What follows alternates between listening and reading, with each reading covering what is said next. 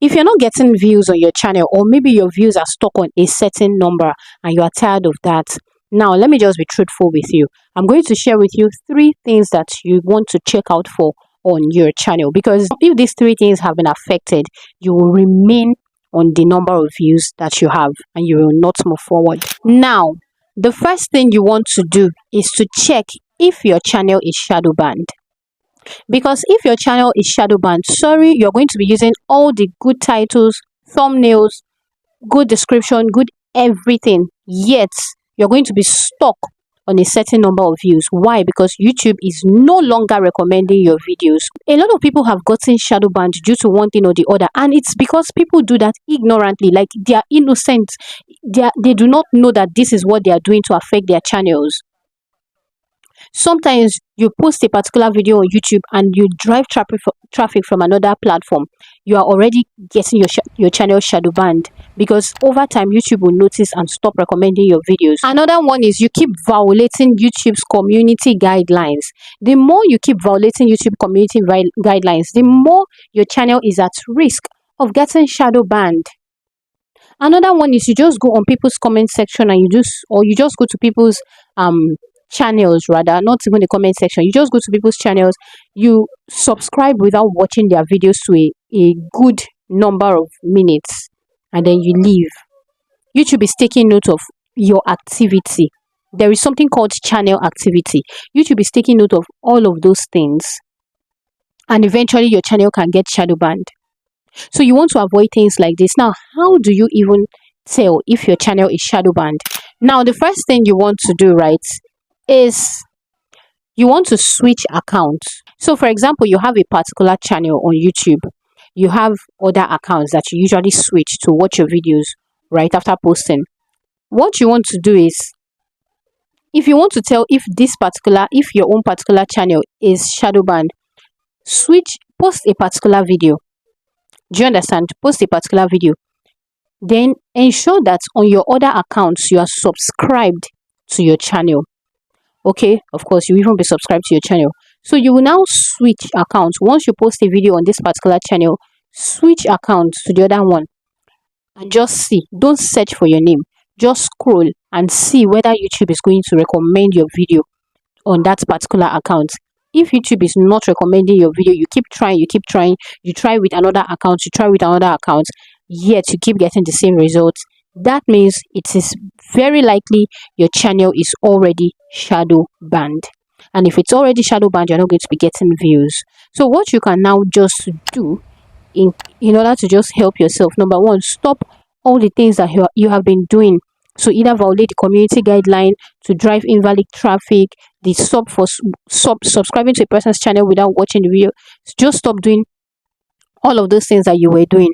Now that you know, I know that initially you were doing them because you did not know, but now that you know, you want to stop doing all of those things, and then you want to now start creating good content, like back to back. Now you want to be very consistent. Like you want to start, if it's possible to be showing up every day, you want to be very consistent, be showing up every day, so that by so doing you will start to, refresh your YouTube channel in the algorithm.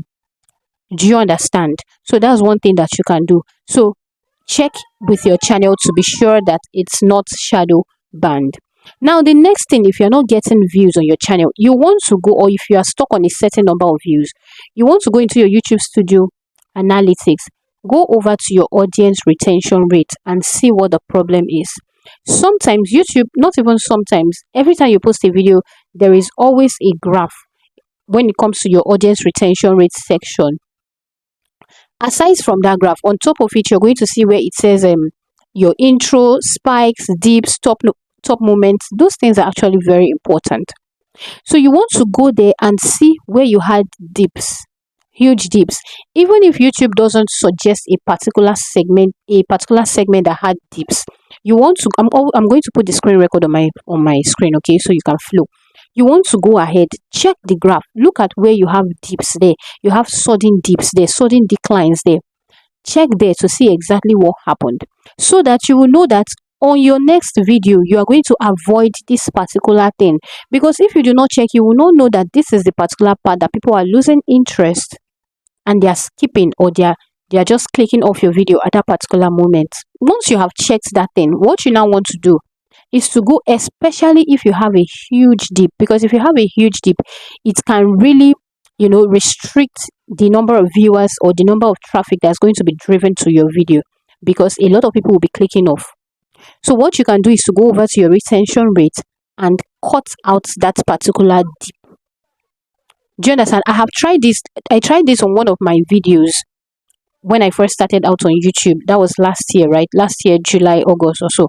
I cut out that part, and immediately I cut out that part, the video started picking up again. That's because the place people were losing interest, I already removed it, so people were able to watch for a longer period. So I increased my audience retention rate, and that helps to push that video out to more people. Let me quickly show you how to check with the dips. Okay, so what you do is, once you've located this your audience retention graph, this is what I was talking about, where you have your intro, your top moment, your spike, your dip. So where you have your spike, these are the things you want to continue doing. Your top moment also very important. But where you have your dips, these are places that you need to be very careful of. For example, if I tap on this particular place, dip, it says dips mean that viewers are abandoning or skipping certain parts of your videos. If you do not have this, okay, what you want to do is to just look around for those dips that I showed you. So if you want to do it, just look at this line that I'm moving here. This particular line, this tiny pink line here. So you can see me moving. Let me just move to a particular dip part. So this is a particular part. Once I'm here, once my line is here, I'll come here and tap on play notes, because I don't want that place to be this. You can see it has gone to that particular part. So it's going to play that part and show you the part that people lost a bit of interest when they were watching your video. So that part, you want to skip that part on your next video. You want to avoid doing stuff like that on your next video. Now, in order for you to now trim out this particular part, I have a video on YouTube on my channel where I explain that. I'm going to link that video up in the description box, so you can go ahead and watch how you can trim out those unwanted parts. Do you understand? Now that you have done that, the next thing you now want to ensure you are doing is your settings. Go ahead and check your YouTube settings. Have you checked everything? Have you checked with your end screens, your cards, your titles? Have you checked with that part that says publish video to notification and subscription feed? Please ensure you check with all of those things on YouTube. Check with your settings. Check whether you have put the necessary keywords in the right places, the necessary tags in the right places, the necessary hashtags. Are you using more than 15 hashtags? If you're using more than 15 hashtags, definitely YouTube is not going to recognize it. It's not even going to recognize one, because YouTube has already said it that the maximum number of hashtags that you should be having on your channel is 15. So you can decide to have just 3. You can decide to have more than that, but it shouldn't be more than the number that YouTube has already recommended that you use on your channel. Then you also go ahead to check, how is your description box?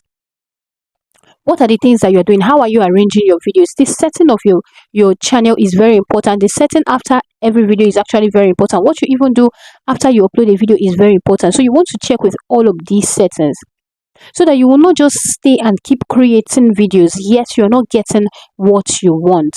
Because we all know how it is on YouTube Street to keep creating without getting the desired results.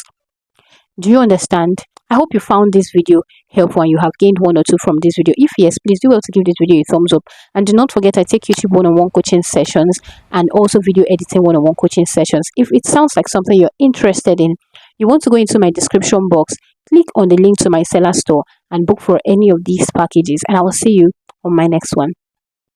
Bye.